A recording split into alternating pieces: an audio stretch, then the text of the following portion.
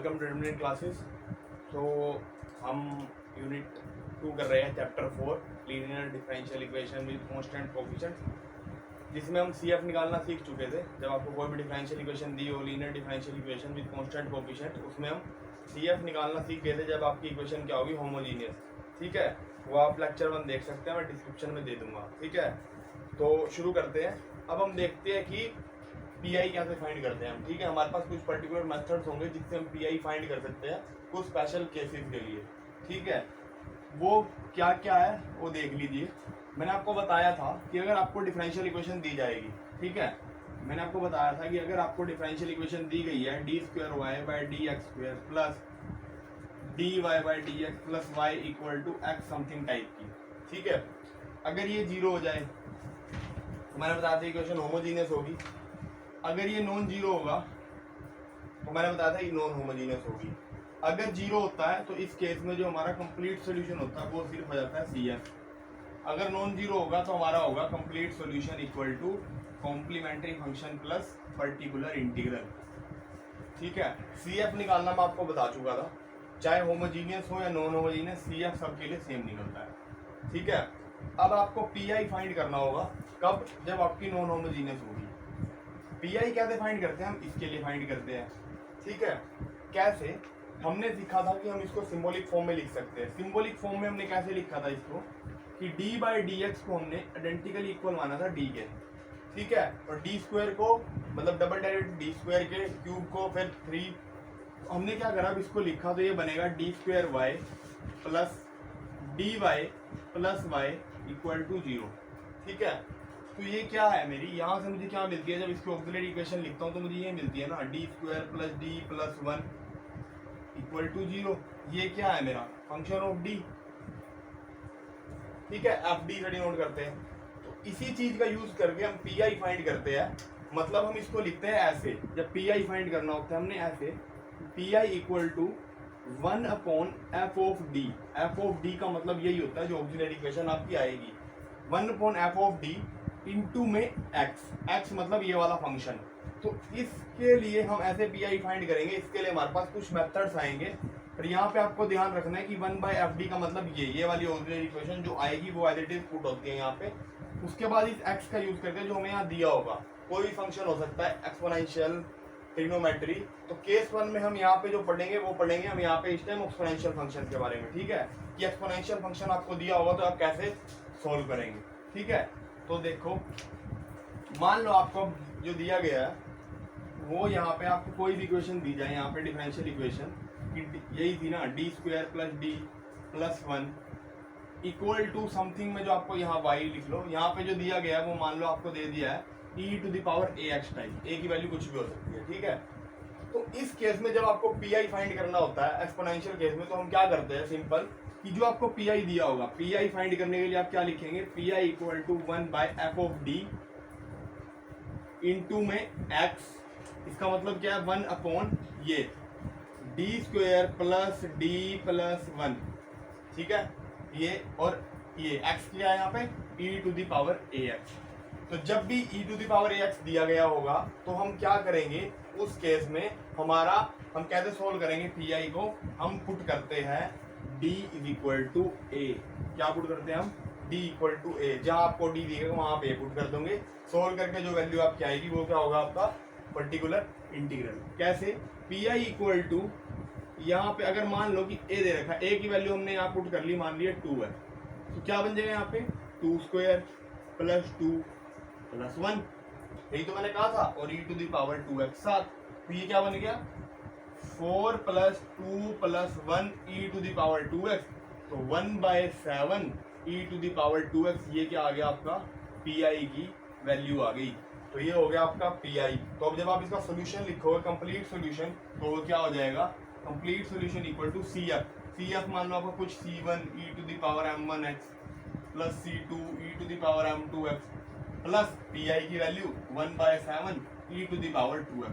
तो ये हो जाएगा आपका इसका कंप्लीट सॉल्यूशन। कैसे, जब आपकी इक्वेशन नॉन होमोजीनियस होगी, आपको कुछ x दे रखा होगा, ठीक है, 0 होगा तो फिर ये तो आएगा ही नहीं, सिर्फ इतना सॉल्यूशन हो जाएगा। जब यहाँ पे e⁴ax एक्सपोनेंशियल की बात कर रहा हूँ सिर्फ, तब आप PI को इस फॉर्म में लिखते हैं 1 by D square plus D, आपको जो ऑक्सिलरी इक्वेशन बनेगी वो आएगी यहाँ पे, और यहाँ पे क्या आएगा आपका एक्सपोनेंशियल फंक्शन जो दिया हुआ है। डी को हम क्या पुट करते हैं, ए के इक्वल, तो डी को ए के इक्वल पुट करेंगे 2 स्क्वायर प्लस 2 प्लस 1, तो यहाँ से क्या हो जाएगा आपका पी आई की वैल्यू, यहाँ से आपका क्या हो जाएगा सोल्व। ठीक है, ऐसा तो हम इसको करते हैं सोल्व। मान लीजिए अगर आपको यहाँ पे वो दे दे कि ये इसको यहाँ पे ऐसे कर दे कि यहाँ पे plus e to the power 3x और दे दे, e to the power 2x plus e to the power 3x, तो अब हम क्या करते हैं, सेम काम जो हमने अब करा है, यहाँ पे e to the power 2x के लिए अलग सोल्व करेंगे, प्लस इसको इसके आप मल्टीप्लाई कर देंगे 1 upon D square plus D plus 1 e to the power 3x। इसके लिए भी एज इट इज सोल्व करेंगे, प्लस यहाँ क्या आ जाएगा, अब क्या पुट करेंगे हम 3 क्या हो जाएगा यहाँ पे 9 प्लस 3 प्लस 1 कितना हो जाएगा 1 by 13 e to the power 3x, तो ये पूरा आ जाएगा पी आई। सोल्यूशन का बन जाएगा आपका यहाँ से plus 1 by 13 e to the power 3x। तो इस तरह से हम इसको सोल्व करते हैं जब प्लस में होगा। मान लो यहाँ पे उसको स्केलर वैल्यू लगा के दे दे, कोई अल्फा मतलब मान लो 4 है, यहाँ पे कोई 2 है, तो वो एज इट इज के साथ चलेगा। आप इसको 4 को यहाँ बाहर रख लो, चाहे यहाँ पे इसको रख लो 2 को, यहाँ पे 4 दोबारा यहाँ पे 2, ठीक है, तो यहाँ पे क्या आ जाएगा 4/7 और यहाँ आ जाएगा 2/13, तो यहाँ आ जाएगा 4/7, यहाँ आ जाएगा 2/13। ठीक है, तो स्केलर मल्टीप्लाई होगा तो इस तरह से करेंगे हम। ठीक है, अब एक और मान लीजिए आपको सीधा एक्सपोनेंशियल दे दे तो बहुत बढ़िया। ठीक है, मान लो आपको सीधा एक्सपोनेंशियल ना देकर वो आपको दे दे कि यहाँ पर अगर आपको दे दे हाइपरबोलिक फंक्शन। ठीक है, अगर वो यहाँ पे आपको लिख के दे दे कि ये एक्सपोनेंशियल में ही आएगा, मान लो आपको लिख के दे दे हाइपरबोलिक फंक्शन, या आपको दे देगा साइन हाइपरबोलिक फंक्शन, या आपको दे दे यहाँ पे कोस हाइपरबोलिक एक्स। अब आपको इसके एक्सपोनेंशियल के टर्म में फॉर्मूले याद होने चाहिए कि क्या होते हैं। ठीक है, वो क्या होते हैं मैं लिख देता हूँ, आप याद कर लेना। e to the power x, sine वाले में minus e to the power minus x divide by 2। ठीक है, ये होता है आपका साइन हाइपरबोलिक के लिए। कोस के लिए क्या होता है आपका e to the power x plus e to the power minus x divide by 2। ठीक है, ये आपका इसके लिए हो जाएगा कोस हाइपरबोलिक के लिए। ठीक है, साइन हाइपरबोलिक में माइनस, कोस हाइपरबोलिक में क्या आता है आपका प्लस। तो आप अब इन दोनों को आप राइट हैंड साइड रखिए, पी आई फाइंड करने के लिए कैसे सोल्व करोगे आप, ऐसे सिमिलरली जैसे हमने पीछे करा, D square plus D plus 1। ठीक है, यहाँ पे पी आई क्या आ जाएगा e to the power x divide by 2 minus e to the power minus x divide by 2। इसको कैसे सोल्व करोगे आप, एज इट इज जैसे हमने करा था, इसके लिए अलग इसके लिए अलग, मतलब 1 by D square plus D plus 1 e to the power x 1/2 का बाहर रख लो। अब d की जगह क्या पुट करोगे, यहाँ पे 1 पुट करेंगे, सोल्व हो जाएगा, माइनस 1/2 बाहर रख लो। अब 1 by D square plus D plus 1, यहाँ क्या आ जाएगा e to the power minus है, d की जगह -1, आपको यहाँ से दोनों वैल्यू मिल जाएगी।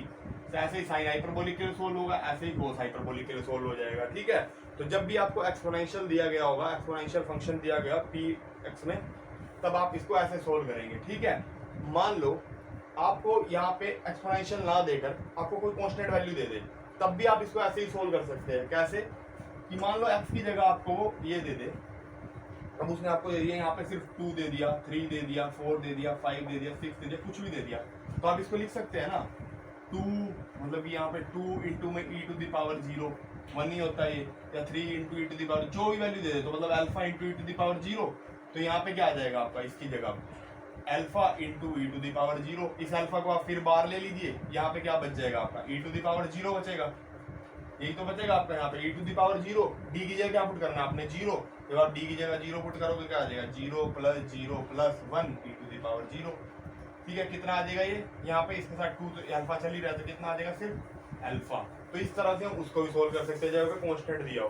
ठीक है, यहाँ इतना तो हम करते हैं जब सिंपल हो रहा हो। अब बात आती है हमारा जब ये केस में फेलियर आ जाए। फेलियर कैसे आता है कि मान लो आपने जब वैल्यू पुट करी d इक्वल टू a, तो आपकी नीचे वाला डिनोमिनेटर जो होगा वो 0 हो जाए।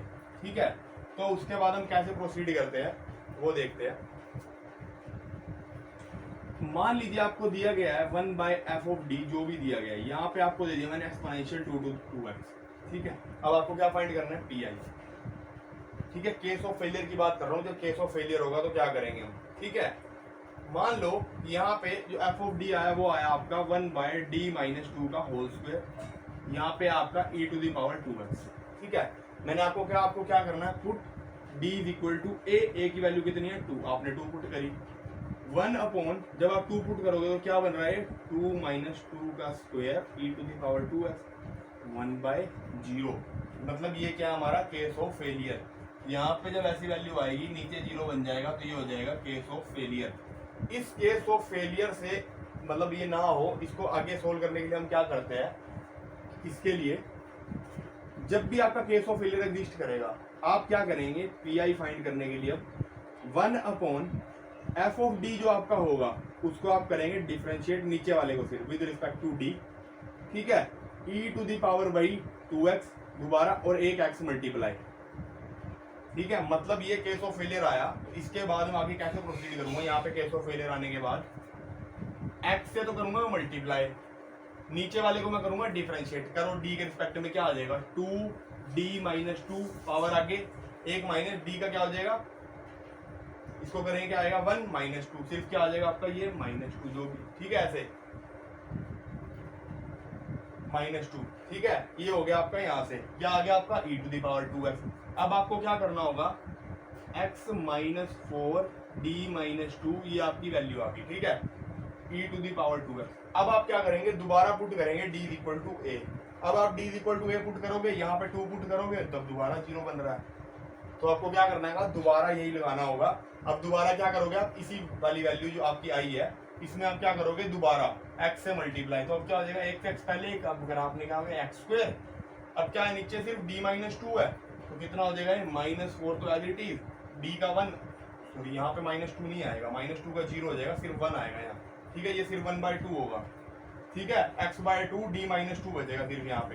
तो यहाँ पे आप करोगे ये 1 तो सिर्फ क्या बच जाएगा आपका, यहाँ से ये आएगा 2e, तो सिर्फ 2 ही बचेगा, x²/2 e to the power 2x। मैंने क्या करा था यहाँ पे, इसको -2 ले लिया था, पर यहाँ पे डिफरेंशिएट करेंगे तो 0 हो जाएगा, ठीक है ना, इसका 1 इसका 0, तो सिर्फ 1 ही आएगा यहाँ, तो क्या बच जाएगा ये वैल्यू आ गई। अब इसमें कुछ d है ही नहीं तो आपका क्या आ गया, यही आपका क्या आ गया pi।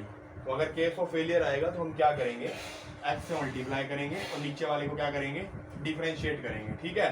दोबारा केस ऑफ फेलियर आएगा तो दोबारा x से मल्टीप्लाई, जितनी बार आएगा उतनी बार x से मल्टीप्लाई करके नीचे वाले को डिफरेंशिएट करेंगे जब तक केस ऑफ फेलियर खत्म ना हो जाए, ठीक है। तो इस तरह से हम इसको प्रोसीड करते हैं जब आपको दे रखा हो एक्सपोनेंशियल फंक्शन, ठीक है। एक्सपोनेंशियल फंक्शन के लिए हम हर बार ऐसे ही करेंगे। तो चलिए नेक्स्ट केस देखते हैं जब हमारा आएगा ट्रिग्नोमेट्रिक फंक्शन। तो एक्सपोनेंशियल फंक्शन के लिए हमने देख लिया था।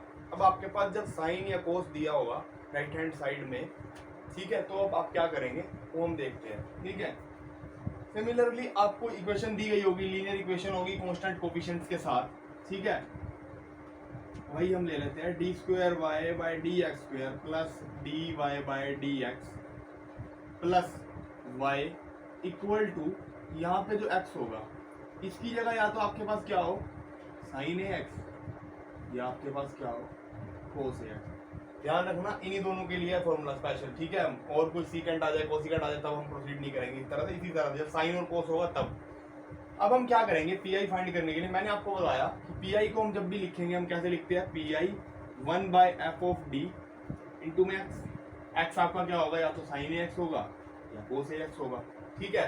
तो हम कैसे करेंगे, मान ली यहीं से हम लेके चलता हूँ 1/f ऑफ डी क्या बन गया आपका d² प्लस यहाँ से d प्लस 1, यहाँ से आप ले लीजिए, आपका मान लो यहाँ पे क्या है साइन ax है, ठीक है, और कोस ax भी हो सकता है, दोनों के लिए सेम काम करेंगे, साइन हो या कोस हो। तो हम क्या करते हैं, वहां पे हमने एक्सपोनेंशियल के लिए देखा तो हमने क्या पुट करा था वहां पे d इक्वल टू a।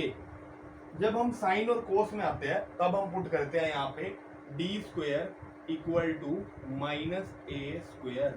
क्या पुट करते हैं हम, d² इक्वल टू -a²।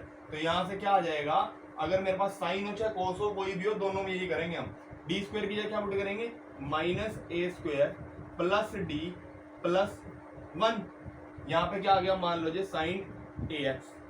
अब मान लो मैंने यहाँ पे साइन की कोई वैल्यू ले ली, मैंने यहाँ पे ले ली, मतलब a की वैल्यू मैंने यहाँ 1 ही ले ली, साइन x है सिर्फ, तो a की वैल्यू 1 हो जाएगी, अगर 2x होगा तो a की वैल्यू 2 हो जाएगी, 3x होगा 3 हो जाएगी, ठीक है। यहाँ पे 1 है तो यहाँ क्या आ जाएगा 1 का स्क्वायर, जब मैं 1 का स्क्वायर लिखूंगा तो यहाँ क्या, सॉरी -1 का स्क्वायर, ठीक है ना, तो यहाँ क्या हो जाएगा -1, ठीक है। हम इसको लिखेंगे तो क्या हो जाएगा 1 अपॉन सिर्फ डी बचेगा साइन ऑफ एक्स। अब आपको पता है कि हमने जो D by D X put करा था वो पुट करा था डी को, इसका मतलब होता है डेरिवेटिव। तो 1 बाय डी क्या हो जाएगा आपका इंटीग्रेशन। तो ये 1 बाय डी जब ऐसे आए आपका इसका मतलब होगा आपको इंटीग्रेशन करना होगा साइन एक्स का। ठीक है, कैसे, इसका इंटीग्रेशन कर दीजिए, साइन का क्या हो जाएगा, ठीक है, इंटीग्रेशन माइनस कोस एक्स, तो आपका क्या आ जाएगा, ये पी आई आ जाएगा। ठीक है, अगर ये डी यहाँ ना आके ये डी हो जाता ऊपर, यहाँ पे डी साइन एक्स हो जाता, तो इसका मतलब हो जाता डेरिवेटिव ऑफ साइन एक्स। ठीक है, तो क्या हो जाता हमारा कोस एक्स। तो क्या होता है ये, मान लीजिए अगर मैं इसी तरह से प्रोसीड कर रहा हूँ, यहाँ पे मैंने साइन एक्स की ए की जगह मैंने ले लिया 2, अब क्या हो जाएगा मेरा ये साइन 2x। जब मेरा साइन 2x हो जाएगा तो यहाँ क्या आ जाएगा नीचे, इसकी वैल्यू क्या हो जाएगी, डी स्क्वेयर इक्वल टू हम क्या पुट करेंगे -4। यहाँ पे अगर मैं -4 पुट कर दूं तो कितना हो जाएगा, -4 प्लस डी प्लस 1। तो यहाँ से मेरी वैल्यू क्या आ जाएगी, अब इसको जब मैं सोल्व करूंगा 1 upon D plus 3 sine 2x। ठीक है, अब आप कहोगे कि यहाँ तो सर डी, अब इसको कैसे सोल्व करें हम, ना तो मैं इसको खाली 1 बाय डी होगा तब इंटीग्रेशन कर सकता हूँ, पर डी प्लस 3 ऐसे अलग भी नहीं कर सकता, डोमिनेटर अलग नहीं होगा। जब भी ऐसे आ जाएगा यहाँ पे माइनस, ठीक है, तो हम क्या करेंगे, इसको करेंगे रैशनलाइज। रैशनलाइज क्यों, ताकि नीचे हमारा स्क्वायर बन जाए, ऊपर अगर डी प्लस 3 डी कुछ भी होगा तो हम उसको स्प्लिट करके लिख भी सकते हैं। ठीक है, तो कैसे करते हैं इसके आगे, मान लो कि यहाँ पे जो भी आपकी वैल्यू है, ठीक है, 1 बाय डी माइनस 3, तो 1 बाय डी माइनस 3 को आप क्या करो, रेशनलाइज कर दो, डी प्लस 3, और यहाँ पे क्या आ जाएगा आपका डी प्लस 3। ठीक है, क्या है आपका साथ में साइन 2x, ये चल ही रहा है आपका, हम फाइंड क्या कर रहे हैं यहाँ पे पी आई। इसके लिए क्या आ जाएगा यहाँ से, डी प्लस 3 डिवाइड में क्या आ जाएगा, डी स्क्वायर -9। ठीक है, और आपका क्या है साइन 2x। अब आपको डी स्क्वायर भी मिल गया, साइन 2x है, अब पुट करोगे क्या आ जाएगा यहाँ से, डी स्क्वायर को डी प्लस 3 पुट करोगे तो क्या आ जाएगा, -4 -9 साइन 2x। ठीक है, अब क्या आ गया यहाँ से -1 बाय 13 डी प्लस 3, तो यहाँ से क्या आ जाएगा आपका साइन 2x। अब आप देखो ये सोल्व हो गया। अब आपको क्या करना होगा, अब इसको मैं स्प्लिट कर सकता हूँ, कैसे, -1 by 13 D sine 2x plus 3 sine 2x। D का मतलब क्या है, डेरिवेटिव, साइन 2x का डेरिवेटिव क्या हो जाएगा, -1 बाय 13 कोस 2x इंटू में 2 प्लस 3 साइन 2x। तो इस तरह से मैं क्या करता हूँ, इसको सोल्व करता हूँ। जब मेरे पास साइन होगा तब भी मैं ऐसे ही प्रोसीड करूंगा, कोस होगा तब भी हम ऐसे ही प्रोसीड करेंगे। ठीक है, क्या करेंगे हम इसमें, डी स्क्वायर को माइनस ए स्क्वायर से पुट करेंगे, ये तो आप कर दोगे। अब ये ध्यान रखना कि सिर्फ डी आ जाए तो मतलब डेरिवेटिव, 1 बाय डी आ जाए तो इसका मतलब इंटीग्रेशन। अगर 1 by D plus A something आ रहा है तो स्क्वायर बनाने के लिए हम इसको क्या करते हैं, रैशनलाइज। रैशनलाइज करने के बाद हम अगर ऊपर ये बच जाए तो डेरिवेटिव प्लस हम स्प्लिट करके इसका हम क्या निकाल लेंगे, पी आई फाइंड कर लेंगे। ठीक है, इस तरह से हम करते हैं साइन और कोस के लिए। मान लीजिए साइन और कोस में ना आके सिर्फ, तो आपका अगर कोई क्या आ जाए कि आपको कोई यहाँ पे जो साइन और कोस की जगह अब आपको यहाँ पे दे दे वो साइन स्क्वायर एक्स, या फिर दे दे आपको कोस स्क्वायर एक्स। ठीक है, अब साइन स्क्वायर एक्स या कोस स्क्वायर एक्स दे दे, तो आपको इस साइन स्क्वायर एक्स को और कोस स्क्वायर एक्स को आपको साइन और कोस की टर्म में लाना होगा। वो कैसे लाओगे, मैंने आपको पीछे 3rd चैप्टर में वीडियो में आपको फॉर्मूला बताया था कि कैसे फाइंड करते हैं हम इसको। आप 1 माइनस कोस 2 थीटा और 1 प्लस कोस 2 थीटा की फॉर्म में लिख लेना। 1 माइनस कोस 2 थीटा और 1 प्लस कोस 2 थीटा की फॉर्म में जब आप लिख लोगे तो आप इसको क्या कर सकते हो, इजीली सोल्व कर सकते हो। कैसे, एक्स की जगह आप यहाँ पुट कर लो 1 प्लस कोस 2 थीटा। ठीक है, आपने 1 प्लस कोस 2 थीटा यहाँ पे क्या आ जाएगा, 1 प्लस कोस 2 थीटा। कोस 2 थीटा के लिए आपको पता है हम कैसे प्रोसीड करेंगे, जैसे हमने ये करा है। ठीक है, 1 की जगह क्या लिखोगे आप, जो हमने पिछले लेक्चर में पढ़ा, एक्सपोनेंशियल फंक्शन। क्या लिख सकते हो आप इसकी जगह, एक्सपोनेंशियल टू द पावर 0। अब आप क्या करोगे, इसके लिए अलग, इसके लिए दोनों अलग हो जाएंगे। कैसे सोल्व होगा ये क्या हो जाएगा, 1 by D square plus D plus 1 e to the power 0 plus 1 by D square plus D plus 1 cos 2 theta. अब इन दोनों को आप सोल्व कर सकते हो। ठीक है, ये हमने पिछले लेक्चर में करा था और ये अभी मैंने करके बता दिया। तो आपको जब भी कांस्टेंट ऐसे दिया होगा तो आप ऐसे प्रोसीड करोगे। हो सकता है आपको साइन कोस ना दे के वो आपको डायरेक्ट यहाँ ये भी दे सकता है। मान लो उसने यहाँ पे दे दिया e to the power 2x plus sine 3x, तब भी आपको इसी तरह से करना होगा। यहाँ पे 2x आ जाएगा, यहाँ पे sin 3x आ जाएगा, यहाँ पे 2x आ जाएगा, sin 3x आ जाएगा। 2x के लिए अलग करोगे, 3x के लिए अलग करोगे, पूरा क्या आएगा आपका pi। एंड में ध्यान रखना आपका जो कंप्लीट फंक्शन होगा वो CF प्लस PI आएगा। CF में आपको नहीं निकालना बता रहा क्योंकि हम वो फाइंड कर चुके हैं। इसका हम पहले CF फाइंड करेंगे। CF कैसे फाइंड करते हैं वो बता चुका हूँ फर्स्ट लेक्चर में। CS is equal to CF plus PI, ये आपका कंप्लीट सोल्यूशन होगा। CF आप इसका फाइंड करना, PI आपका ये आ गया, यहाँ पे PI लिखना, यहाँ पे ये आपका क्या आएगा एंड में कंप्लीट सोल्यूशन आएगा। ठीक है, अब मान लीजिए, अब मैंने आपको ये टाइप बताई, मान लीजिए अगर आपकी ये भी ना हो यहाँ पे, अब आपको हो सकता है अब यहाँ पे ट्रिग्नोमेट्रिक फॉर्मूले भी हो सकते हैं। ठीक है, यहाँ हो सकता है आपका साइन ए, साइन बी, कोस ए, कोस बी, ठीक है, साइन ए, कोस बी, या फिर कोस ए, साइन बी, ठीक है, कुछ भी हो सकता है इनमें से 4 टाइप। अब आपको ट्रिग्नोमेट्रिक फॉर्मूले याद होने चाहिए कि वो क्या होते हैं। ठीक है, यहाँ पे आप क्या करोगे, आपको याद होना चाहिए कि 2 साइन ए साइन बी या 2 कोस ए कोस बी, इनके फॉर्मूले क्या होते हैं। ठीक है, तो यहाँ पे आप कैसे प्रोसीड करते हो, इसको 2 से मल्टीप्लाई करना होगा और 2 से ही डिवाइड। ठीक है, जैसे मान लो सिर्फ एक ही ऊपर वाला दे रखा है, बाकी सेम ही होते हैं। आपको दे रखा है 2 और आप 1/2। ठीक है, इसका जो फॉर्मूला होगा वो आपको लगाना होगा। वो लगाने के बाद आपका क्या हो जाएगा, या तो कोस ए प्लस कोस बी बन जाएगा, या साइन ए प्लस साइन बी बन जाएगा। ठीक है, मतलब इन सब का सम आएगा यहाँ पे, ए प्लस बी, ए माइनस बी करके जो भी फॉर्मूला होगा। ठीक है, उससे यहाँ पे, ठीक है, चारों के लिए यहाँ पे भी है। तो इसको कैसे प्रोसीड करोगे आप, अलग अलग करके स्प्लिट करके फिर दोबारा वैसे ही आप पर्टिकुलर इंटीग्रल फाइंड कर दोगे। ठीक है, जल्दी इसलिए करवा रहा हूँ क्योंकि आपका एग्जाम है और आपको पता होगी करना क्या है, आपको कैसे प्रोसीड करना है। ठीक है, तो इस तरह से ये वाला क्वेश्चन प्रोसीड होगा। एक्सपोनेंशियल के लिए मैंने बता दिया, साइन के लिए बता दिया, कोस के लिए बता दिया, एक्सपोनेंशियल प्लस साइन के लिए बता दिया, साइन हाइपरबोलिक के लिए मैंने बता दिया और इसके लिए बता दिया कैसे हम करेंगे। ठीक है, तो इसमें तो इतना ही है। ठीक है, अब बात आती है कि जब साइन और कोस में केस ऑफ फेलियर आ जाए। ठीक है, जैसे कि हमारा किस में आया था, एक्सपोनेंशियल में। ठीक है, जब साइन में या कोस में फेलियर आएगा तब भी हम वैसे ही प्रोसीड करेंगे जैसे हमने करा था एक्सपोनेंशियल फंक्शन में। ठीक है, एक्सपोनेंशियल में हमने क्या किया था कि जब आपका केस ऑफ फेलियर आ रहा था तो हमने क्या करा था कि 1/f ऑफ d जो आपको दे रखा था, इसको हमने करा था differentiate with respect to d। ठीक है, यहाँ पे हमने करा था x से मल्टीप्लाई और उसके बाद जो भी आपको दे रखा था यहाँ पे हम दोबारा हमने प्रोसीड करा था वो a पुट करके। ठीक है, साइन में भी हम यही करेंगे कि मान लो आपका जो भी f ऑफ d इंटू आपको साइन x दिया हुआ है, ठीक है ना, साइन ax टाइप, आपने यहाँ पे जब पुट करा, ये मान लो आपका ये था d square plus a square था ऐसे, और आपको दे रखा है साइन ax। ठीक है, आपका आ गया case of failure. Case of आप d स्क्वायर को क्या पुट करोगे, माइनस a स्क्वायर पुट करोगे तो नीचे वाली टर्म क्या बन गई, 0। ये क्या हो गया आपका केस ऑफ फेलियर। अब आप क्या करोगे, इस केस में वही काम करोगे जो इसमें करा था, क्या कि 1/d/d डेरिवेटिव करना है d square plus a square का, साइन ax और मल्टीप्लाई करनी है हमने x के साथ। ठीक है ना, ये हो गया आपका, ये आपका x मल्टीप्लाई हो गया। इसको डिफरेंशिएट करोगे तो क्या बनेगा, x/2d, a स्क्वायर का 0। ठीक है, यहाँ से क्या आ जाएगा आपका साइन ax। अब क्या पुट करना है आपको पता है कि जब साइन हो तो हम क्या पुट करते हैं, d स्क्वायर को। अब आपको सिंपल दिख रहा है कि 1/d है तो क्या करना होगा आपको, इंटीग्रेशन। ठीक है, क्या करना होगा आपको, इंटीग्रेशन। अगर इंटीग्रेशन नहीं करना पता, आपको लग रहा है कि नहीं आता, तो आप क्या करोगे, d से मल्टीप्लाई, d से डिवाइड। अब आप d स्क्वायर की जगह माइनस a स्क्वायर पुट कर दो चाहे, उसके बाद आप इसका डेरिवेटिव कर दो, तब भी वही काम करना पड़ेगा। नहीं तो आप सीधा 1/d साइन का इंटीग्रेशन कर दीजिए माइनस cos x/a करके। ठीक है, यहाँ पे x/2 जो भी आपका आएगा ये आ जाएगा आपका सॉल्यूशन।